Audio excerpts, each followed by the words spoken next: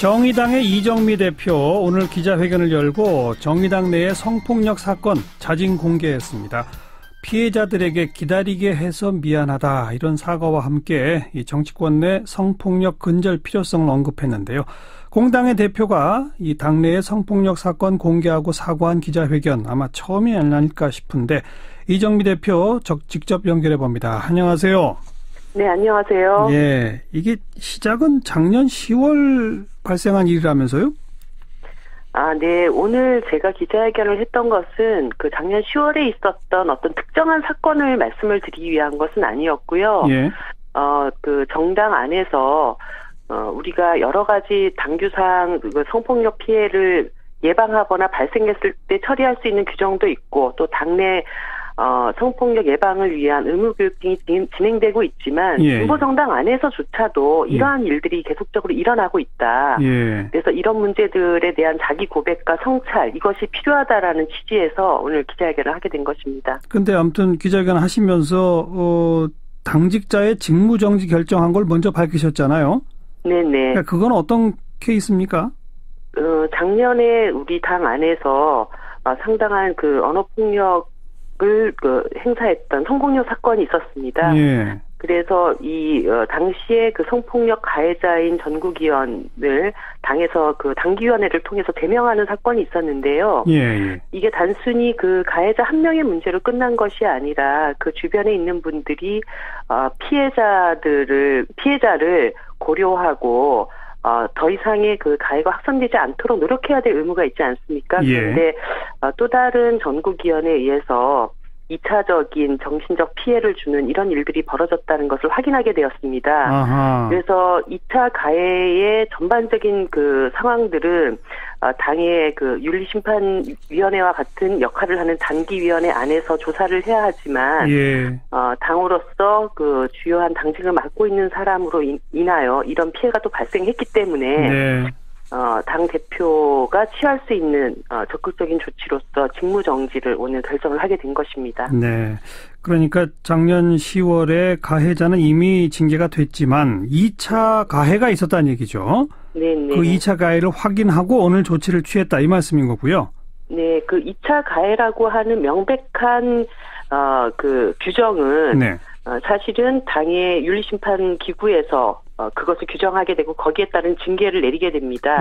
하지만 분명히 현재 벌어진 상황을 저희들이 파악했을 때는 피해자에게 또 다른 정신적 고통을 주었다라고 하는 것을 확인했기 때문에 일단 그 당기위원회의 심판이 있기 전에 당이 빠른 조치를 취했다 이렇게 봐주시면 될 것 같습니다. 그러면서 이런 일만 있었던 것이 아니다. 성평등 실현을 목표로 하는 진보정당인 정의당 안에서 많은 성폭력 사건이 일어났고 가해자의 상당수가 당직자였다 이런 표현을 쓰셨죠?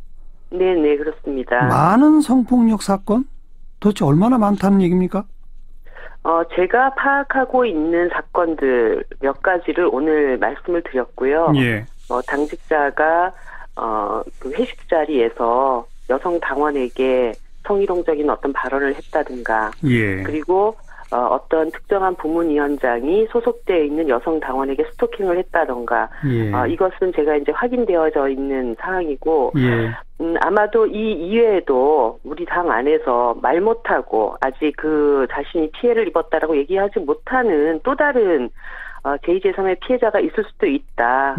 그렇기 때문에 사실 미투 운동이라는 것이 피해자가 자기가 용기 내서 나 이런 피해를 당했습니다라는 얘기를 하는 그런 운동이지 않습니까? 그런데 사실 그 피해자가 자신의 피해를 복귀하고 사람들 앞에서 그것을 드러낸다라는 것 그 자체가 엄청난 고통이 따르는 것입니다.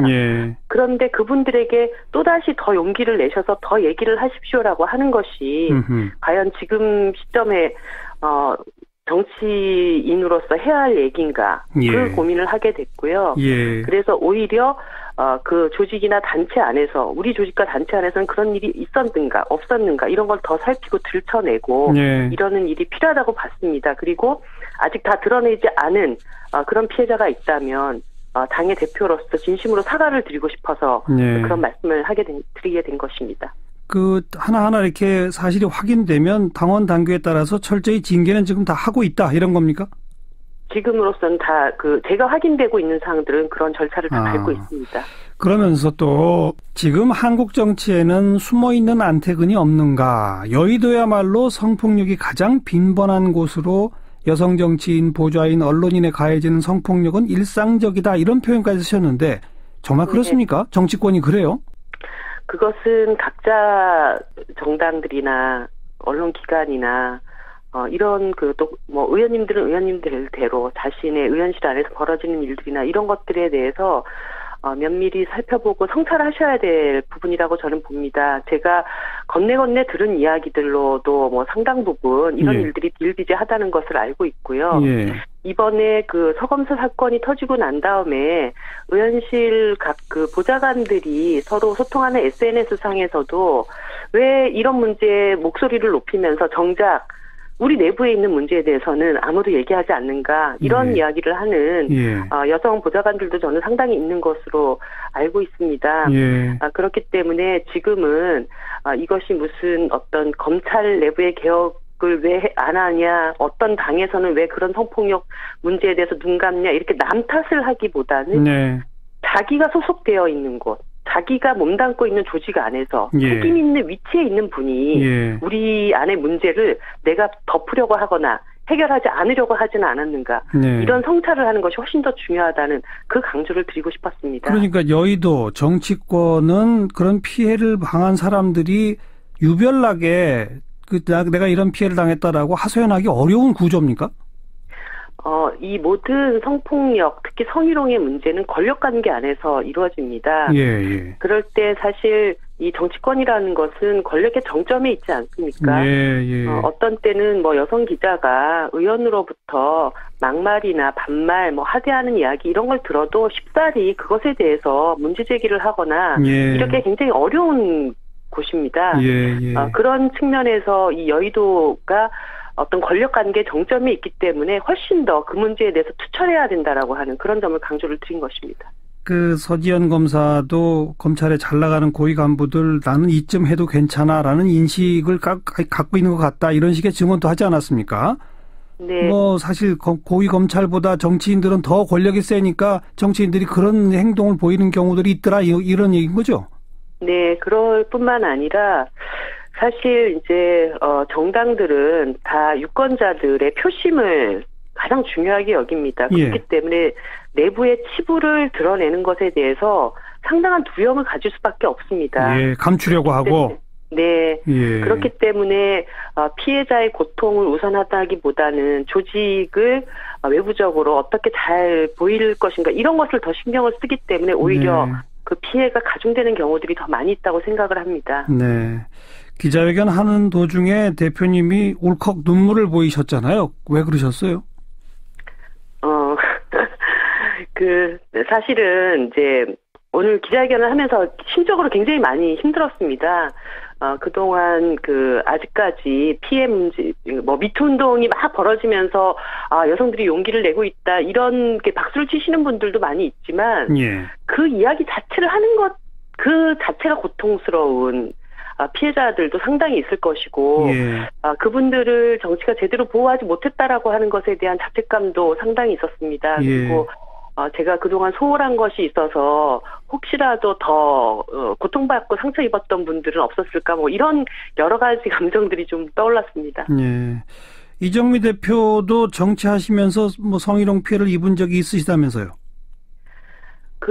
여성으로 살면서 정치를 하던 안 하던 일상적으로 그런 문제 굉장히 많이 직면합니다. 저도 20대 때부터 그런 경험들이 이렇게 저렇게 있었는데 정치를 하면서는 사실 이제 선거운동 기간에 남성 유권자로부터 굉장히 감당하기 어려운 그런 성희롱이 있지만 또 그분들이 유권자이기 때문에 대응하기가 너무 어려운 그런 피해가 있었죠. 네. 선거운동 하러 거리에서 유권자들을 만나는데 그 유권자가 그렇게 성희롱을 한다. 네. 거기도 근데 단호하게 아무리 유권자라 하더라도 단호하게 대응해야 하는 거 아닐까요? 그렇습니다. 근데 제가 만약에 지금이라면 그분한테 같이 파출소로 갑시다. 네. 이렇게 하고 싶지만 그때는 너무나 당황스럽고 이런 상황에서 어떻게 대처를 해야 될 것인지 거의 이렇게 정신적으로 이렇게 마비되는 그런 느낌을 받거든요. 네, 네. 그래서 뭐 많은 그 피해자들에게 똑같이 그렇게 질문할 수 있습니다. 그때 너가 그것을 저항하거나 문제 제기를 분명히 왜 하지 못했냐. 네. 이런 질문들을 많이 하시는데 실제로 피해를 당하는 여성들은 어렵죠. 지나놓고 나서 내가 왜 그렇지 못했을까. 네. 이렇게 생각하지 그때는 그런 그 대응이 바로 나오지가 않습니다. 그리고 내가 왜 그때 그러지 못했을까 때문에 훨씬 더 2배, 3배로 괴롭거든요. 근데 제가 많은 여성분들한테 하고 싶은 얘기는 그렇게 저항하지 못한 우리들의 책임이 아니다. 우리들의 잘못이 아니다. 거기에서 벗어나고 왜 그런 가해가 일어나는가 이 문제로 모든 것을 다시 초점을 맞추는 것이 필요하다. 이렇게 말씀드리고 싶어요. 정의당 내의 사건에 있어서 진상규명 철저히 하겠다 이렇게 하셨는데 앞으로 구체적으로 어떻게 임하실 겁니까? 일어나는 일부터 일단 제대로 처리하는 과정들이 필요하다고 보고요. 네. 사실 오늘 기자회견을 하고 나서 또 한 분의 여성으로부터 이제 문자를 받았습니다. 오늘 기자회견을 보고 용기 내어서 저에게 자신도 이런 고통을 겪고 있다. 아마 이런 일들이 이제 계속적으로 일어나게 될 텐데 당적으로 조금 더 면밀하게 대책을 마련할 수 있도록 더 힘을 써야 되겠구나 이런 생각을 하게 됐습니다. 네, 정의당이 출발이 돼서 이 정치권에 만약 이런 것들이 만연하다면 완전히 극복될 수 있는 새로운 문화를 좀 창조해 주시기 부탁을 드리겠습니다. 오늘 고맙습니다. 네, 감사합니다. 네, 정의당 이정미 대표였습니다.